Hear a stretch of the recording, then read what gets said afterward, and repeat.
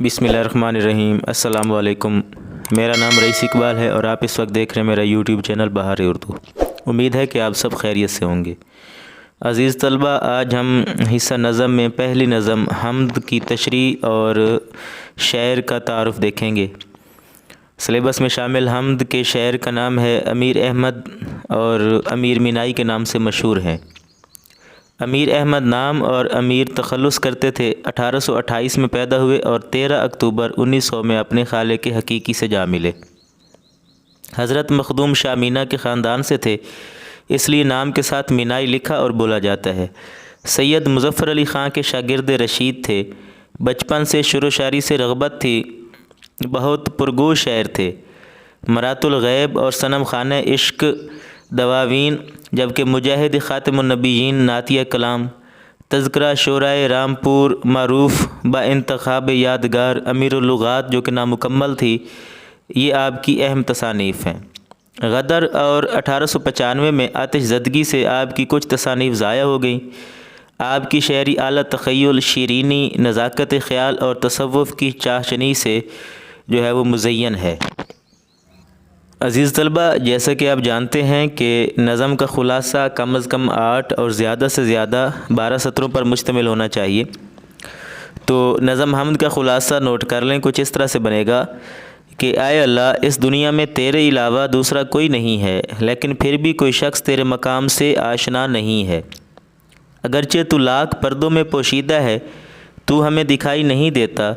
तेरी निशानियाँ हर जगह और हर चीज़ में मौजूद हैं। तू खलवत और जलवत दोनों जगह पर मौजूद है। तू कहीं ज़ाहिर और कहीं छुपा हुआ है। तू मेज़बान और मेहमान भी है। चमन में हर तरफ तेरा ही रंग बिखरा हुआ है। तू अपने बंदों का बड़ा सच्चा हमदर्द और आगे बढ़ते हैं अशार की तशरीह की तरफ।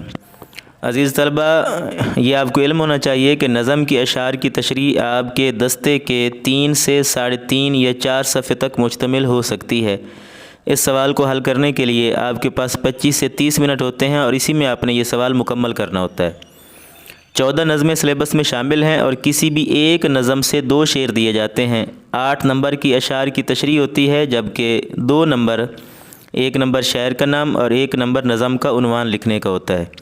यानी 2 नंबर इसके हवाले नज़म के हैं और 8 नंबर की ये तशरीह होती है। बल्कि आपके पास ये चॉइस होती है कि आप दोनों अशार की तशरीह इकट्ठी भी लिख सकते हैं और दोनों अशार की तशरीह अलग अलग भी लिखी जा सकती है। दोनों सूरतों में आपकी ये तशरीह दुरुस्त होगी, लेकिन सवाल आपका ये तकरीबन 3.5 सफ़े पर मुश्तमिल होना चाहिए। ज़्यादा से ज़्यादा 4 सफ़े तक भी जा सकते हैं। तो हम्द के पहले शेर की तशरीह देखते हैं। पहला शेर है कि दूसरा कौन है जहाँ तू है, कौन जाने तुझे कहाँ तू है। इस शेर में अमीर मीनाई ने निहायत मुअस्सिर और सलीस अंदाज़ में तौहीद बारी ताला का मज़मून पेश किया है। वो कहते हैं कि आए अल्लाह, तेरी ज़ात हर जगह मौजूद है। तेरे जलवे इस कायनात की हर शे में ज़ाहिर होते हैं, क्योंकि तू खालिक कौनो मकां है। मीर दर्द कहते हैं कि जग में आकर इधर उधर देखा, जग में आकर इधर उधर देखा, तू ही आया नज़र जिधर देखा। अल्लाह ताला की कुदरत का अक्स यूँ तो पूरी कायनात में मौजूद है, लेकिन शायर ने ला इलाहा इल्लल्लाह की बात की है। उनके नज़दीक अल्लाह ताला अपनी ज़ात और सिफ़ात में बेमिसल है। कोई वजूद इतनी ताकत का हामिल नहीं कि अल्लाह ताला की जगह ले सके या निज़ाम कायनात संभाल सके। कायनात का ज़रा ज़रा उसकी यकताई और ला शरीक होने की गवाही दे रहा है। मौलाना ज़फ़र अली ख़ान कहते हैं कि गवाही दे रही है उसकी यकताई पे ज़ात उसकी, दुई के नक्श सब झूठे, सच्चा एक नाम उसका।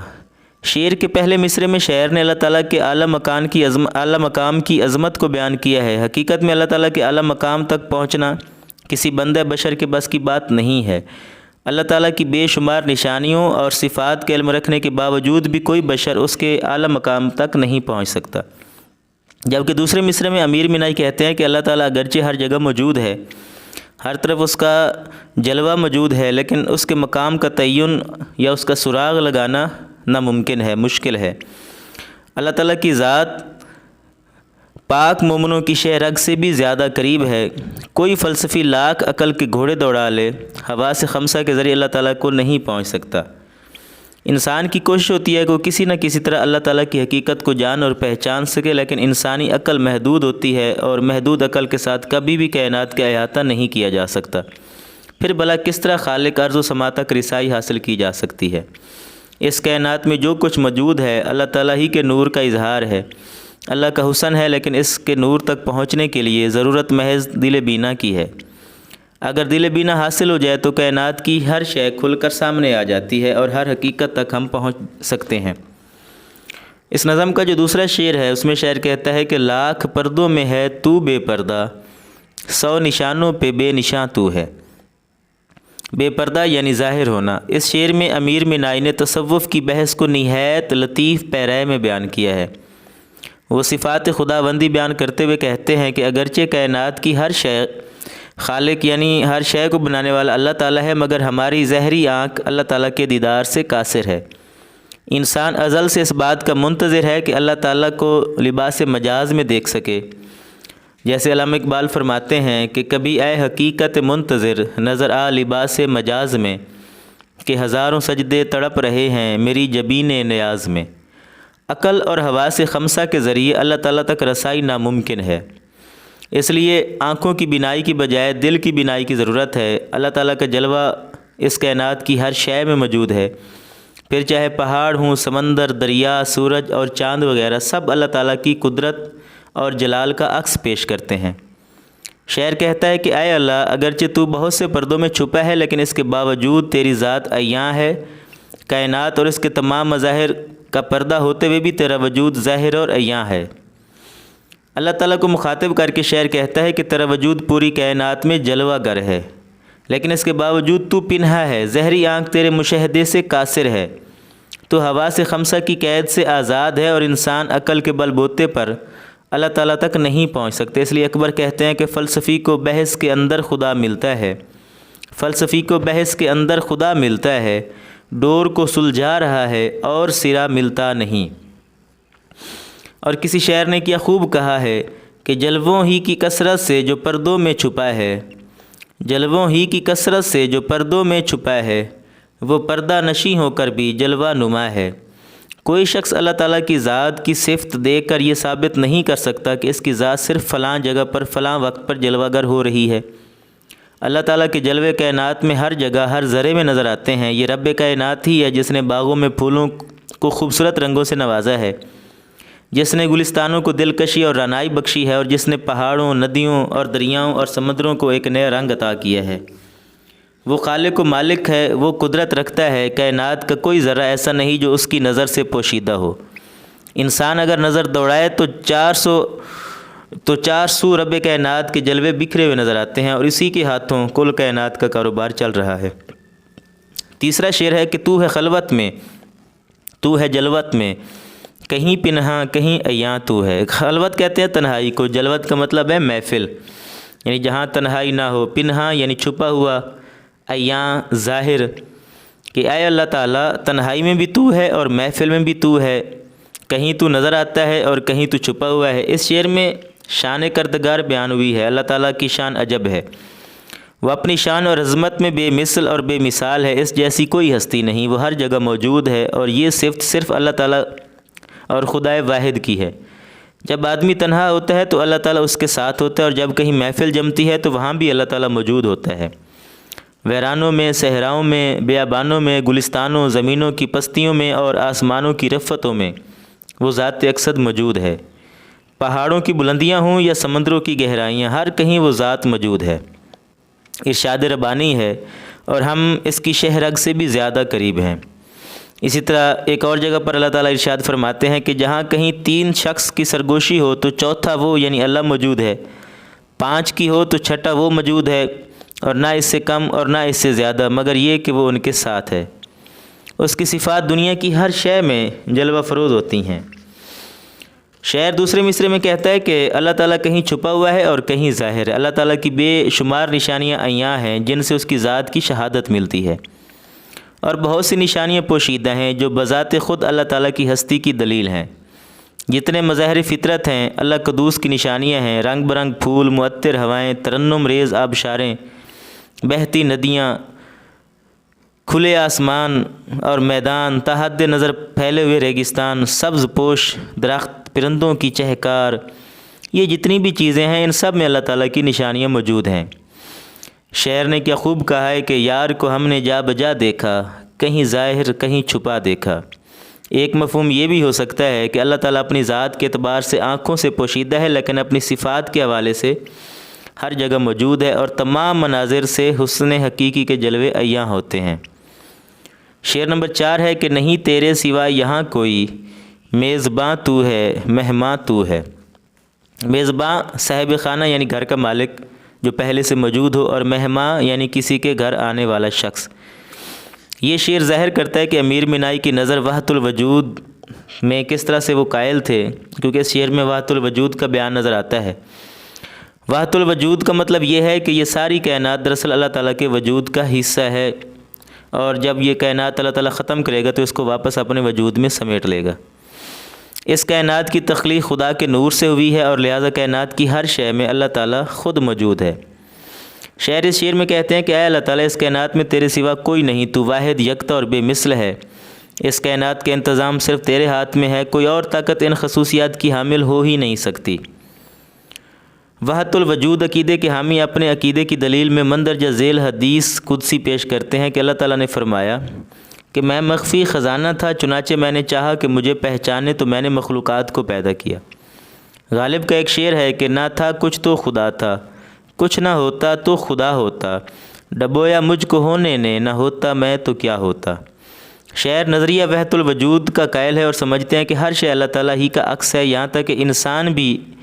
ایک حدیث قدسی میں ہے کہ روز حشر اللہ تعالیٰ کسی بندے سے یہ پوچھے گا کہ میں بھوکا اور پیاسا تھا اور فلاں وقت میں تیرے پاس مدد کے لیے آیا تھا، اور فلاں وقت میرے جسم پر کپڑا نہ تھا اور تو نے مجھے کھانا کھلایا اور نہ لباس دیا، تو نے اس کی مدد نہیں کی، گویا میری مدد نہیں کی۔ یہاں بھی بندہ خدا کے لیے اللہ تعالیٰ نے اس میں صیغہ استعمال کیا ہے۔ مثلا ایک شعر ہے کہ آدم کے کسی روپ کی تحقیر نہ کرنا، پھرتا ہے زمانے میں خدا بھیس بدل کر۔ دوسرے مصرعے میں اللہ تعالیٰ کی 2 صفات بیان کی گئی ہیں، یعنی ایک میزبان اور دوسرا مہمان۔ اس کائنات میں اللہ تعالیٰ کی حیثیت میزبان کی بھی ہے۔ میزبان صاحب خانہ یا گھر کے مالک کو کہتے ہیں، اور مہمان ظاہر ہے کیونکہ وحدت الوجود ہے تو یہ ساری کائنات بھی تو اللہ تعالیٰ کی ذات ہی ہے، تو چاہے میزبان ہو یا چاہے مہمان ہو تو دونوں صورتوں میں اللہ تعالیٰ یہاں موجود ہے، اور اس کے علاوہ یہاں کچھ بھی نہیں ہے۔ تو یہ شعر مکمل طور پر نظریہ وحدت الوجود کا بیان کرتا ہے۔ شعر نمبر 5 ہے کہ رنگ تیرا چمن میں بو تیری، خوب دیکھا تو باغباں تو ہے۔ باغباں یعنی باغ لگانے والا یا باغ کا محافظ۔ امیر مینائی کائنات کی ہر شے میں اللہ تعالیٰ کا جلوہ دیکھتے ہیں۔ وہ کہتے ہیں کہ کائنات کی ہر شے میں اللہ تعالیٰ کا حسن جھلکتا ہے۔ باغ کے دل فریب رنگوں خوشبو میں اللہ تعالیٰ ہی کی شان عظیم پنہا ہے۔ مولانا ظفر علی خان کہتے ہیں کہ ہر ایک ذرہ فضا کا داستاں اس کی سناتا ہے، ہر ایک جھونکا ہوا کا آ کے دیتا ہے پیام اس کا۔ دوسرے مصرعے میں شاعر کہتے ہیں کہ باغ کی خوبصورتی اور دلکشی پر جب غور کیا جائے تو پتہ چلتا ہے کہ خوشبو اور خوبصورتی تخلیق کرنے والی ذات اللہ تعالیٰ کی ہی ہے، جس نے باغ سجایا ہے۔ اس شعر میں چمن سے مراد کائنات ہے، جس کو سجانے والا اللہ تعالیٰ ہے۔ ایک جگہ پر اللہ تعالیٰ فرماتا ہے کہ اللہ حسین ہے اور حسن کو پسند کرتا ہے۔ اس شعر میں شاعر نے لطیف پیرائے میں توحید باری تعالیٰ کا مضمون باندھا ہے کہ ہر چیز اللہ تعالیٰ کی قدرت رکھتی ہے اور اس میں اللہ تعالیٰ کا نور جھلکتا ہے۔ باغ کا حقیقی مالی صرف اللہ تعالیٰ ہے۔ اس شعر میں شاعر نے بڑے بلیغ انداز میں اللہ تعالیٰ کی صفات کو بھی بیان کیا ہے۔ چمن میں خوبصورت رنگوں کے دل آویز پھول خوشبوؤں سے لدے نظر آتے ہیں اور رب کائنات کی حسین تخلیق ہیں۔ پھولوں کے حسن میں اللہ تعالیٰ کا جلوہ نمایاں ہوتا ہے، اور کارخانہ قدرت کا حسن اور اس کی ترتیب اللہ تعالیٰ کی ہی پیدا کی ہوئی ہے۔ انسان اپنے حواس خمسہ سے کام لے کر کائنات کے بکھرے ہوئے جلووں سے اپنے رب کو پہچان سکتا ہے۔ اس نظم کا آخری شعر ہے، محرم راز تو بہت ہیں امیر، جس کو کہتے ہیں رازداں تو ہے۔ محرم راز یعنی رازوں سے واقف، اور رازداں کہتے ہیں راز رکھنے والا۔ اس شعر میں امیر مینائی نے اللہ تعالیٰ کی صفت ستار کو موضوع بنایا ہے اور یہ پیغام دیا ہے کہ اس دنیا میں بہت سے لوگ ایسے ملتے ہیں جو ہمارے ساتھ ہمدردی اور محبت سے پیش آتے ہیں، اور محبت اور ہمدردی میں ہم انہیں اپنا راز بتا دیتے ہیں، لیکن یہ رازدان ہمارا وقت پڑنے پر ساتھ نہیں دیتے بلکہ ہمیں دھوکہ دیتے ہیں۔ دوست رازدار بن کر بھید ظاہر کر دیتا ہے اور رسوائی کا سبب بنتا ہے، لیکن اللہ تعالی ہمارا حقیقی رازدان ہے جو ہمارے دلوں کے بھید اچھی طرح جانتا ہے۔ اس لیے ہمیں اچھے اور حقیقی دوست کی تلاش میں ہی اپنے دل کو جو ہے وہ آگے بڑھانا چاہیے، کیونکہ اللہ تعالیٰ انسان کی شہ رگ سے بھی زیادہ قریب ہے۔ مولانا ظفر علی خان کہتے ہیں کہ میں اس کو کعبہ و بت خانہ میں کیوں ڈھونڈنے نکلوں، میرے ٹوٹے ہوئے دل کے اندر ہے مقام اس کا۔ اللہ تعالیٰ ستار ہے، ہمارے گناہوں پر پردہ ڈالنے والی ذات ہے، پردہ پوشی کرنے والا ہے، اس لیے ہمیں صرف اسی کی ذات پر بھروسہ کرنا چاہیے۔ اگر انسان اللہ تعالیٰ پر توکل کرنا سیکھ لیتا ہے تو پھر دوستوں کی بے وفائی کا گلہ بھی نہیں کرے گا۔ انسان کو اپنی تمام آرزوؤں اور امیدوں کا دامن اللہ تعالیٰ سے ہی وابستہ رکھنا چاہیے۔ ایسے میں ہر دشواری سہل ہو جاتی ہے اور آسان ہو جاتی ہے، اور پھر اللہ تعالیٰ تو ہر چیز کو جاننے والا ہے، انسان کچھ نہیں جانتا۔ انسان تو خود اپنے بارے میں نہیں جان سکتا، وہ کائنات کے بارے میں کیسے جانے گا؟ ہمیں خود نہیں پتہ کہ کل ہمارے ساتھ کیا ہوگا، لیکن اللہ تعالیٰ کی ذات ایسی ذات ہے جو نہ صرف دلوں کے راز جانتی ہے بلکہ وہ ہماری زندگی کے بارے میں، کل کے بارے میں، آنے والے وقت کے بارے میں، ہمارے ساتھ کیا ہوگا، اللہ تعالیٰ سب جانتا ہے۔ تو پھر سب سے بڑی رازدان ذات اللہ تعالیٰ کی ہی ہے۔ اور اس شعر کے اندر شاعر یہ بھی کہتا ہے کہ اس کائنات کو ہم کبھی جان ہی نہیں سکتے، یہ اللہ تعالیٰ کی تخلیق ہے اور ہماری سوچ محدود ہے، ہم کتنے راز جان سکتے ہیں، لیکن اللہ تعالیٰ اس کائنات کے ایک ایک ذرے کا احوال جانتا ہے۔ اس کائنات میں کتنی زمینیں ہیں، اس کائنات میں کتنے سورج ہیں، کتنے سیارے ہیں اور کتنی مخلوقات ہیں، زمین سے اوپر کتنے لوگ بستے ہیں اور زمین کے نیچے کتنے لوگ یہ مخلوقات موجود ہیں، تو یہ سب کچھ اللہ تعالیٰ ہی جانتا ہے۔ یعنی انسان کی سوچ محدود ہے اور اللہ تعالیٰ کی ذات لامحدود ہے، اور وہ سب سے بڑا محرم راز اور رازدان ہے۔ تو امید ہے کہ آپ نظم کی اس تشریح کو اسی ترتیب کے ساتھ، اشعار کی ترتیب کے ساتھ نوٹ کریں گے، اور میں امید کرتا ہوں کہ آپ کو آج کا میرا لیکچر اچھا لگا ہوگا۔ اگر لیکچر اچھا لگے تو چینل کو سبسکرائب ضرور کریں۔ اگلے لیکچر تک کے لیے مجھے اجازت دیں۔ اللہ حافظ۔